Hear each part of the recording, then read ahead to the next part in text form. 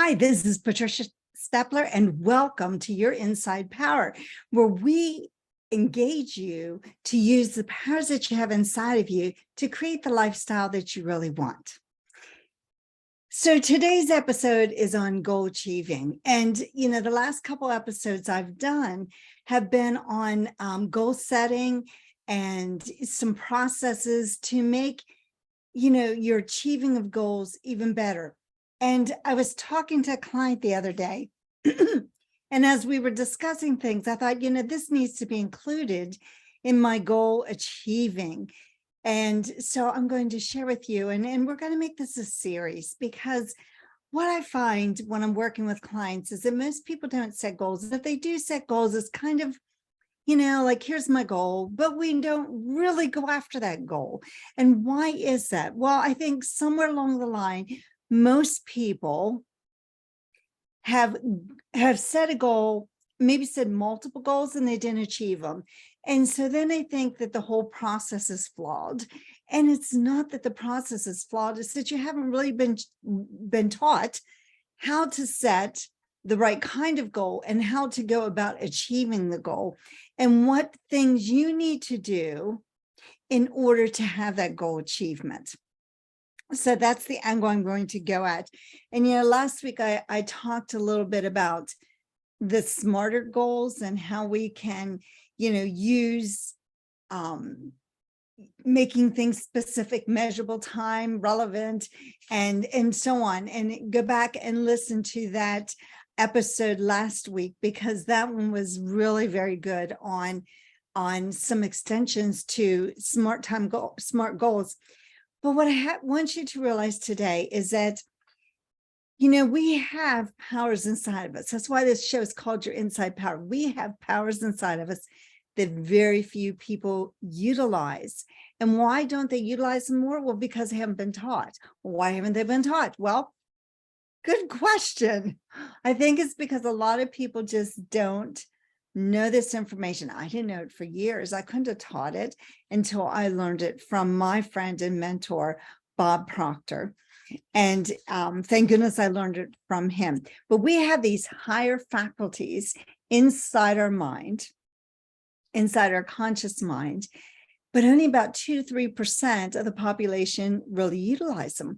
Well, where do you find those 2 to 3%? They are in that upper echelon of achievers. The very few obtain to, because we don't know this information. Well, what are those intellectual faculties? Imagination. Imagination is the most powerful, most amazing gift that we have been given.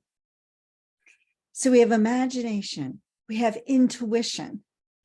I was recently reminded, I've tried to build my intuitive factor over the last 7-8 years. And the other day, a few weeks ago, I wished I had listened to my intuitive factor. My husband and I were in a store and we were buying a poinsettia, and they have these blue ones, which they have dyed and put sparkles on and so on. And so I was really excited about getting one of these blue poinsettias. And so I picked one up. It was the one on the bottom, put it in a cart, and we went through this store and we continued shopping. And inside of me, my intuition was saying to me, put that poinsettia back and pick out a different one. And a couple times I went very close to the poinsettia, so I almost went up to him and changed it, but I did not, because I thought, this is silly. Well, let me tell you, I really wished I'd listened to my intuition, because when I got home and uncovered my poinsettia, I think it was the next day, I found out this one branch was bent. Now, I don't know if I did that or if it was already bent. And then the poinsettia just kept dropping leaves. Like every day I'd pick up 2-3 leaves, to the point where the poinsettia today is about half the size. Now I have to wonder, had I listened to my intuitive voice telling me, take that poinsettia back, pick out a different one, if I would have a beautiful blue poinsettia right now, or if I would still have this a poinsettia that was falling and going into a quick death. So use these factors, your imagination, your intuition. So then we also have memory. That memory is a great gift because it will remind us of maybe things that worked really well or things that didn't work well, or people we need to go in contact with. And we all have a really good memory. Just some people don't develop it very well. And then we also have perception. Can you put yourself in somebody else's shoes, so to speak? And then we have reason. Our reason is such a great gift if we utilize it, because it gives us the ability to think.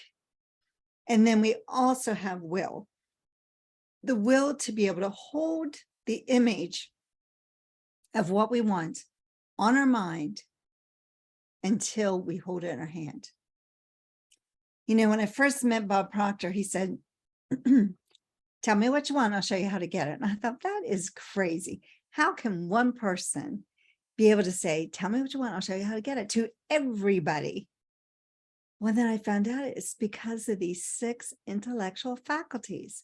You see, the same process works for me, and it'll work for you, and it'll work for the person beside you, and the person on the other side of you, and the person in front of you and behind you. It works for everybody. And so when you understand the process, then you can realize that it's just a matter of following the process, that it is going to work for everybody.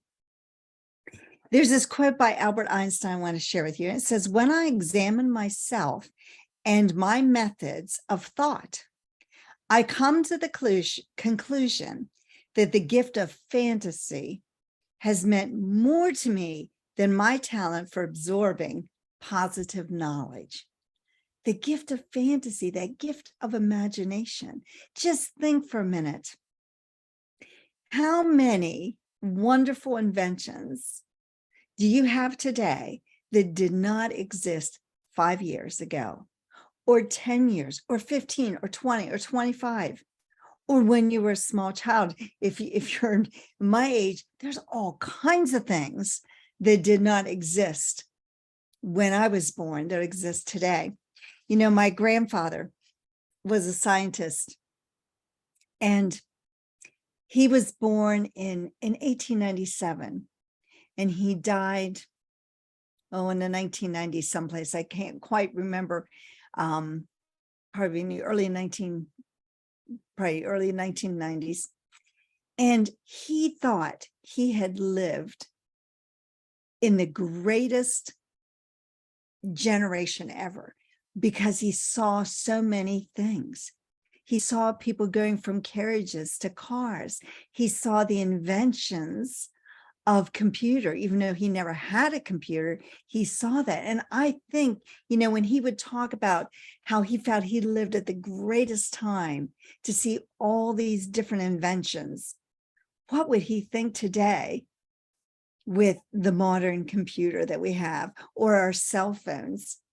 What would he think now as a scientist, that things have gone, and we've had so many new things that did not exist when he was a child. It's just amazing. But things are moving so quickly today that, things, when they're invented, they're almost obsolete because something else comes out that's new and improved. So we have to really keep this in mind. And what Albert Einstein was saying here is that gift of imagination, the gift of thought, the gift of believing can draw in so many things into our lives that we have no idea. And that's one of our gifts that we've been given, that gift of imagination. So what we need to do is to learn to utilize it in a way so that we start to attract into our life the good that we want. So here's some things I want to talk about today, just about imagination, which is called the most marvelous, miraculous, and powerful force the world has ever known. That's what Napoleon Hill says about it. And, when we use our imagination, we can use that to solve our problems. We can use that to figure out how to get on that path of goal creation. And what most of us just do is we use our imagination in the wrong way. We use it as, imagine what's going to happen, if we do this, and we think of all the negative things instead of using it to think of all the positive things. So let's start to look and use our imagination for the good that we desire. See where we want to go. We have to start acting like that person. So to act like that person, we have to imagine ourselves as somebody different. Now, keep in mind, only about 2 to 3% of the entire population uses their imagination in a way to fulfill their desires. And that's why we have those 2 to 3%. Sometimes we'll say 5% of the population, but 2 to 3% are those high achievers. So we have to look at our energy. What energy do you have? What vibration level? You see, energy, if you start looking at it, has different waves. You have, very long waves of energy, and we have very short waves of energy. Your feelings have energy. You have energy.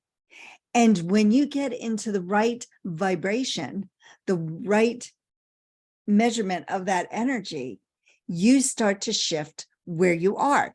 So your energy dictates where that vibration is. So you want to get into the energy of the good that you desire. Well, how do you do that? Well, you have to look at and make sure that you're vibrating on the feelings that you want. Okay, so we have to get that energy up. And we have to shift ourselves. And this is why I'm sharing with this client of mine, that we have to really look deep inside of us. Where are we? And then we have to think, where do I want to go? Well, everything that you have today is part of your life because of where you are and where your energy is and where your vibration is. Now, if you have a really big goal, you're going to have to shift your energy, because that goal is not where you are now, or you'd already have it. So you have to learn to shift your energy, and chances are you're going to move higher. Very few people want a lower goal. So you're going to have to shift your energy to a higher level, and you're going to have to start to think of yourself as already on that level. And you see, a lot of people, and this client says something about, this is a little woo-woo. Well, you know what? If you'd have told me that 8-10 years ago, I'd have said the same thing. You're nuts. I'd have thought you were completely nuts. But when I started to study this and started to understand it, I began to realize this is not nuts at all. It's not craziness. It's not nonsense. This is the truth, but we tend to reject the truth, just like we tend to reject people that are telling us the truth and trying to help us. We tend to reject. But if you can see something in your mind, you can see that goal in your mind, you can hold it in your hand. You absolutely can. And that's what I learned. And, that's what I was taught. And it's true. So I believe it's my responsibility to try to get that message across to other people. Why? Because I know that people have so much more talent and ability than they ever give themselves credit for. We get on this plateau, we go to school, we maybe go to college or learn a trade, and we start working, and we get to this level and we think, okay, I've kind of gone as far as I can go. I know I felt that when I was teaching school. I've gone as far as I can go. The only way I could go further is if I wanted to be an administrator. And I didn't want to be an administrator because there's just a little too many headaches for that. So I'd gone as far as I could go, and I had everything I could possibly get. I was the top of the salary schedule, everything.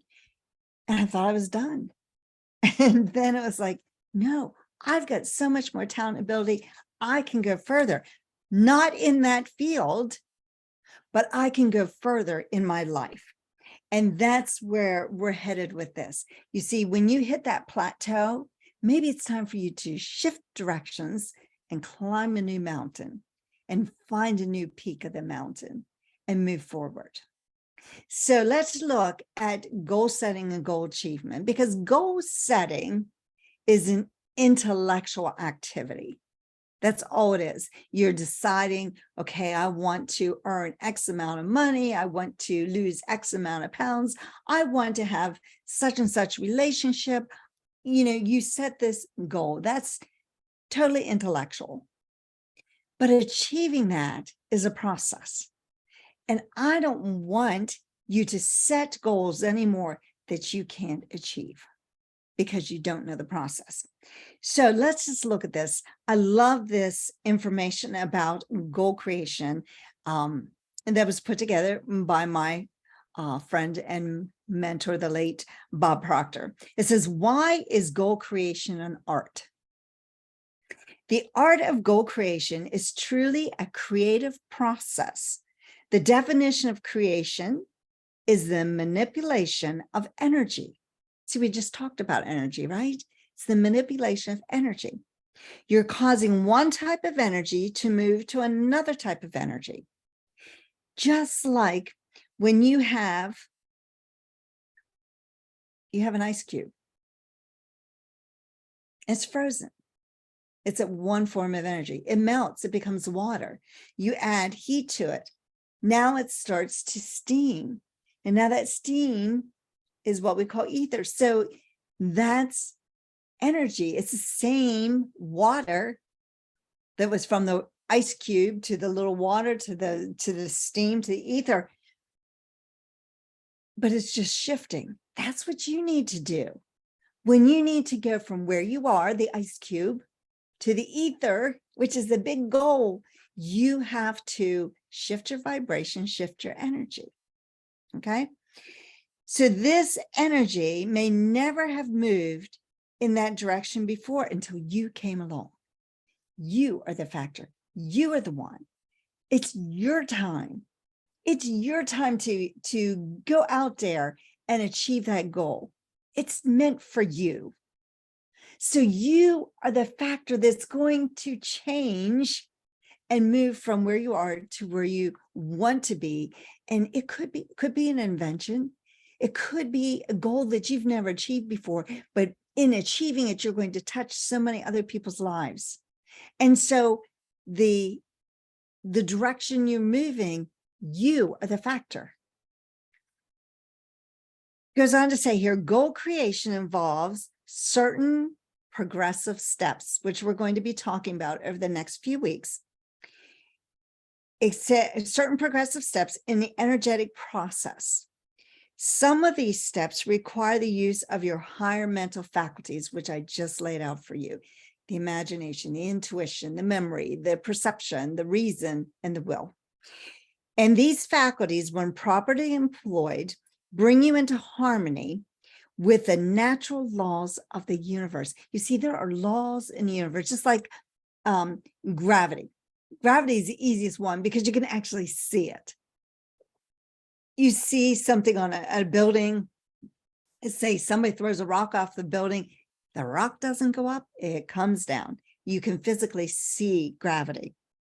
But there are lots of natural laws of the universe.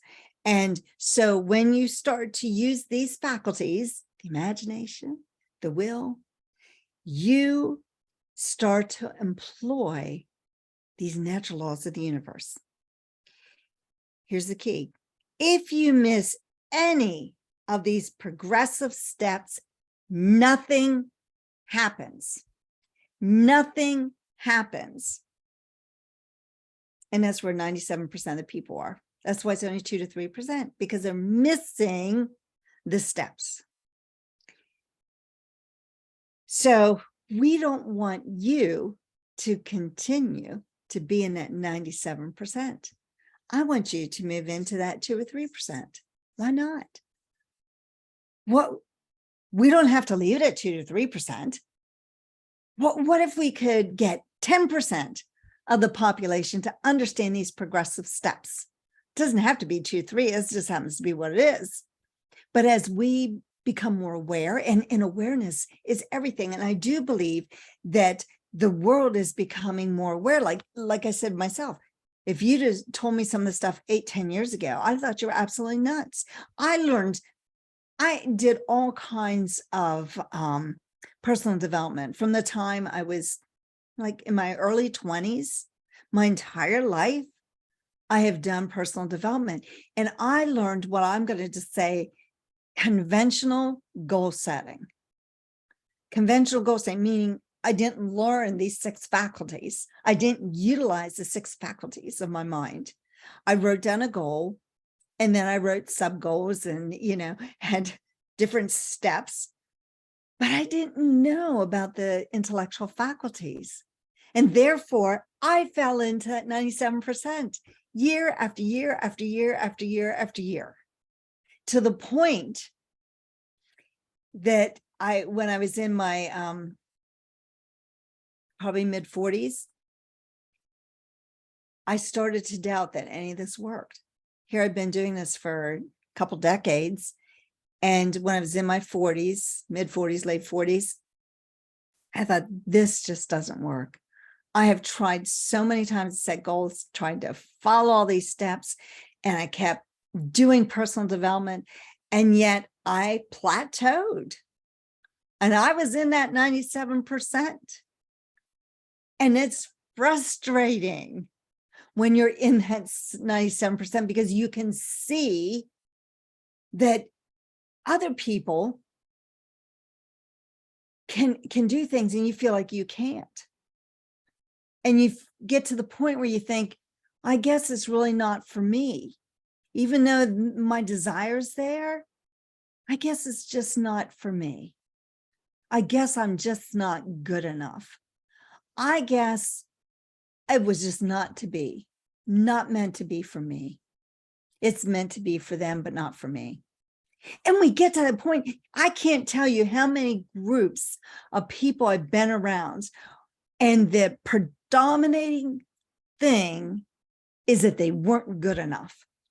Well, that's just a bunch of hogwash. It's not that they weren't good enough. It's that they missed these steps. What did Bob say here?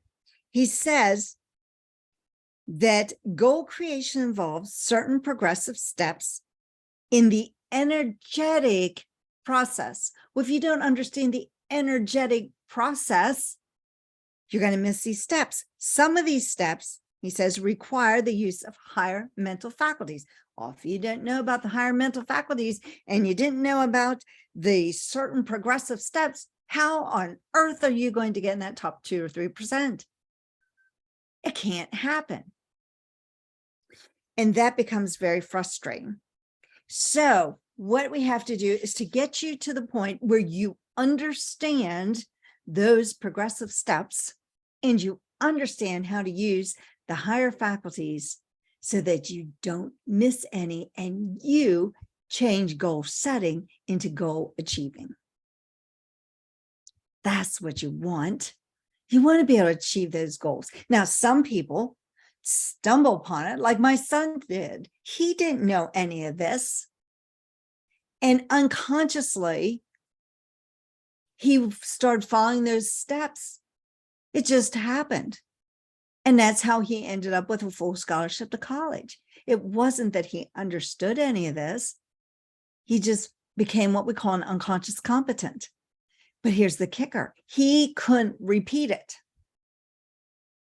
He couldn't repeat it until I taught him what he had done. And then so often, then when we understand it, we tend to overcomplicate it. And that becomes a problem.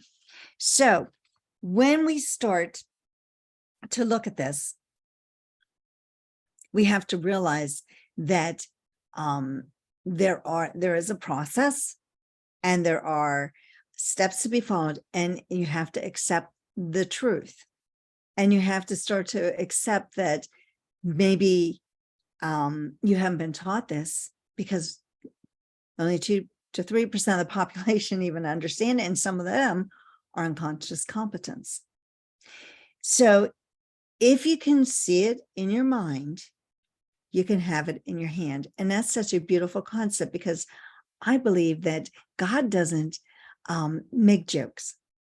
And if he gives you this beautiful vision of something that you could have in your life, he's not giving you that and saying, yeah, it's not going to happen for you. That was just a joke. I'm just kidding you. No, if you get this beautiful vision, you can have that beautiful vision if you understand the intellectual faculties and the process. So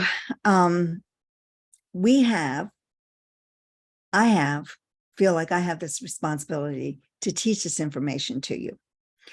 And most of my clients, not all of them, but I would say probably 95% of my clients are looking for increased income.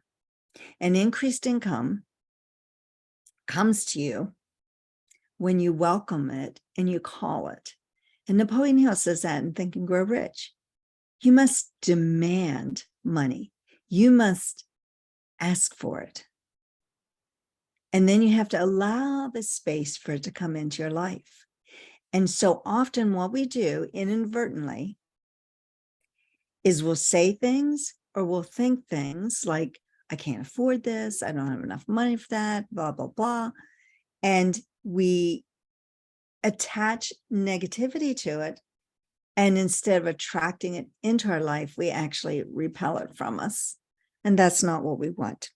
So we have to learn these steps that we need, the mental faculties we need, and we need to learn to be in harmony with the natural laws of the universe. We can't work against them.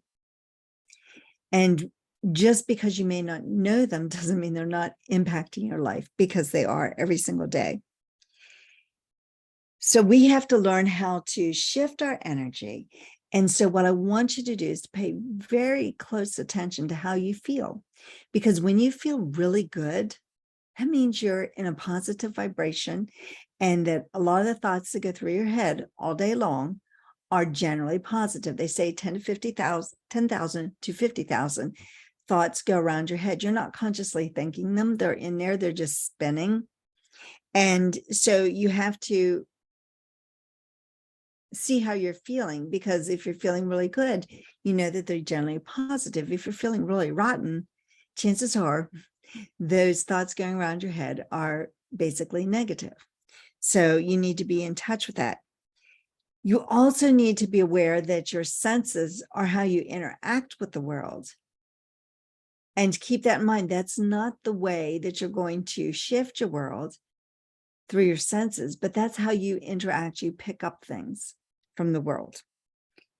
And you have to get in touch with that inner self. You have to spend time thinking about you. And this is one thing that a lot of my clients and business people in generally tend to miss. We get so busy with our to-do list that we think that's what needs to happen in order to get to that next level. It's not the to-do list. It is you. You need to get in touch with you. It is valuable for you to spend time each day, even if it's just 10 or 15 minutes, going inside and being quiet and listening, taking that time to meditate. I suggest that, and I believe I said this in last week's show, I believe it's really important for you to spend a half a day or a day, a month, and a day in every quarter, just going through your goals, going through and looking at what went really well and what needs improved. And am I headed in the right direction? And taking time to really go deep inside. So few of us spend that time. We get so caught up in our lives and we get so busy doing things that we forget to listen and figure things out. So I'm going to leave that there for this week and pick it up next week with how do we go about allowing that to come into our lives and giving more time to us and to who we really are and going deep inside. So until next week, please reach out to me. Go to patriciastepler.com and connect with me, go to Patricia, Your Dream Power, and send me an email, look me up on Facebook or LinkedIn, and I'd be glad to connect and help you to set the goals and to utilize your intellectual faculties and the natural laws of the universe to change your life.